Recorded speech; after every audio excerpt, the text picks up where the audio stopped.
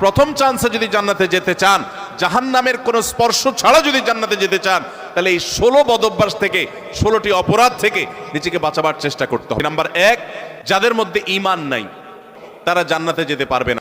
দ্বিতীয় সবচেয়ে বড় বাধা হলো আত্মীয়তার সম্পর্ক ছিন্ন করা। আত্মীয়তার সম্পর্ক ছিন্নকারী সে জান্নাতে যেতে পারবে না। তৃতীয় বড় বাধা হলো যারা চগলখড়ি বদঅভ্যাস আছে, এই রোগটা।